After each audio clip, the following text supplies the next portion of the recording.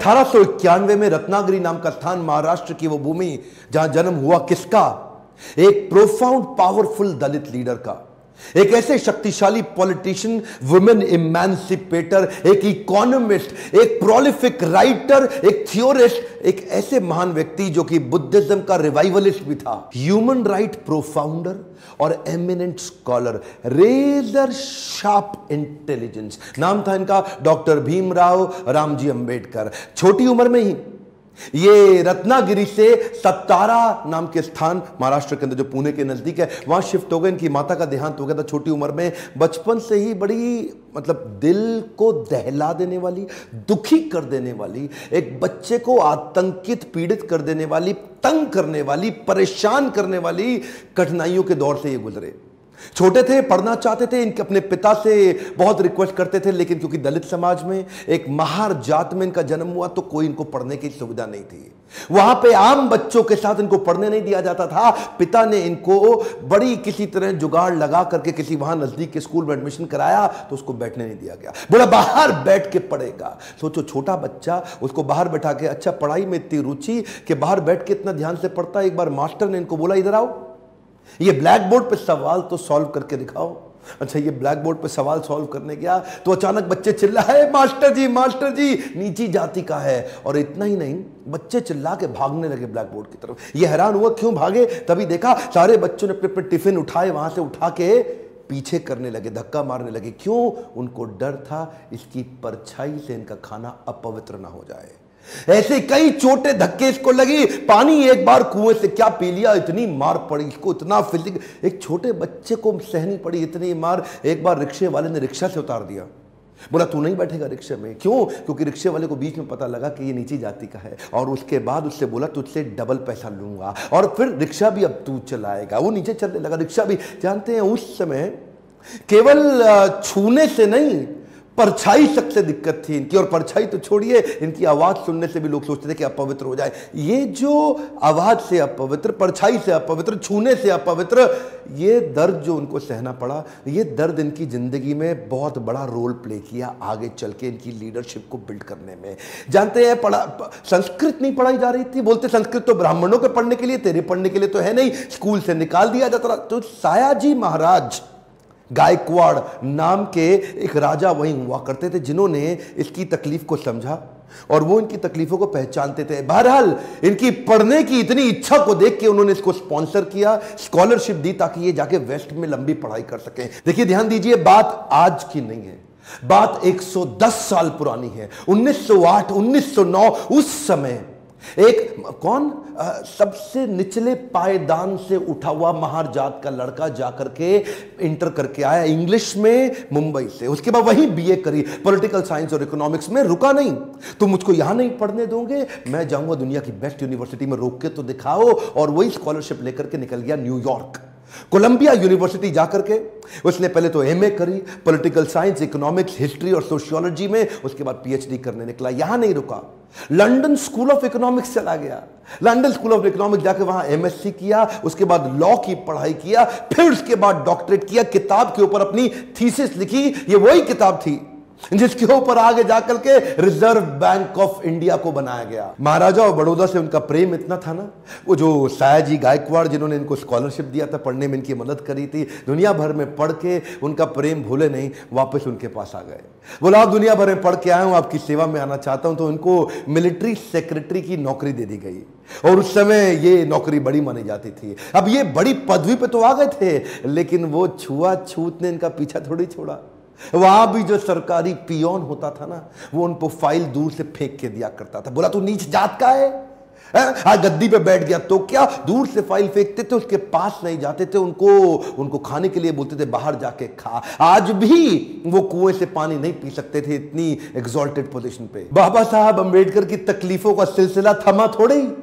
अभी तो रमाबाई जिनसे उनका विवाह हुआ था, उनके साथ उनकी 5 संतानें हुई, लेकिन 4 संतानें एक के बाद एक इलाज की सुविधा ठीक से ना मिल पाने के कारण उनके जीवन से चलती चली गई। 4 बच्चों का देहांत हुआ, 1 बच्चा बचा, लेकिन पत्नी भी आगे चल के लंबा साथ नहीं दे पाई। वो भी लंबी बीमारी के चलते उनका भी देहांत हो गया। बाबा साहब अंबेडकर जो अब इस समय कोई भी आदमी टूट सकता था, जिसका अपना स्वाभिमान ही खत्म हो जाए, लेकिन ये क्या किए, ये साथ साथ अपने देश के लिए लड़ते रहे और घर की तकलीफों से अपने आप को रुकने नहीं दिया, सत्याग्रह पे निकल गए। 1927 के इस महान सत्याग्रह में ये जिद पे अड़ गए कि सब दलितों को कुएं से पानी पीने का अधिकार दिला के रहूंगा। सार्वजनिक स्थान है, किसी का प्राइवेट नहीं है, जो सरकारी स्थान है वहां पे एक इंसान दूसरे के साथ पानी क्यों ना पी सके। देखिए गलत तो एक्चुअली हो रहा था। जो दलित औरतें थी ना, उनको साड़ी भी पहनने का, पांव को ढक के उठा के साड़ी पहननी पड़ती थी। इन्होंने पहली बार अधिकार दिलाया, पूरी नीचे तक आम औरतों की तरह पांव को ढक के साड़ी पहनने का अधिकार। उसके बाद बोले कम्युनल इलेक्टोरेट की मांग कर दी इन्होंने। कम्युनल इलेक्टोरेट में ये चाहते थे कि कम्युनिटी के आधार पे हमारी वोटिंग की सुविधा अलग हो। उसमें थोड़ा गांधी जी अड़ गए, क्योंकि गांधी जी जानते थे कि ये अंग्रेज लोग मिल करके हमारी सारी जातियों को तोड़ के अलग कराना चाहते। गांधी जी ने इनको समझाया। देखो क्या बोले अंबेडकर जी, मैं आपको रिजर्वेशन दिला दूंगा, मैं आपको बाकी सब मदद करूंगा, सब करूंगा, लेकिन अलग नहीं करते। अब जातियों के आधार पर अगर देश को अलग किया तो मुझे स्वतंत्रता नहीं मिल पाएगी, मैं अंग्रेजों से लड़ नहीं पाऊंगा, मेरे साथ खड़े होके मेरी ताकत बनो। वो जब अंबेडकर नहीं माने तो गांधी जी ने फिर उनको रिक्वेस्ट की और उसके बाद अनशन पे बैठ गए गांधी जी। बहरहाल अंबेडकर उस समय उनके सामने बड़ी दुविधा आ गई। वो सोचे एक तरफ मेरी अपनी जाति के लोग, मैं उनकी मदद करूं, और एक तरफ देश में आंदोलन लड़ रहे हैं गांधी, उनका जीवन, इनके जीवन का त्याग ना हो जाए, कहीं ऐसा जीवन ना खत्म हो जाए। उन्होंने गांधी जी को समझाया, बोला ठीक है आप अपना अनशन छोड़िए। पूना पैक्ट वहां साइन किया गया, और पूना पैक्ट जब साइन किया उस समय इन्होंने रिजर्वेशन तो कम से कम कंट्रोल में कर लिया। The evolution of provincial finance in British India नाम की इनकी किताब, द प्रॉब्लम ऑफ रूपी नाम की 2 किताबें, जिसके आधार पे आरबीआई की स्थापना हुई।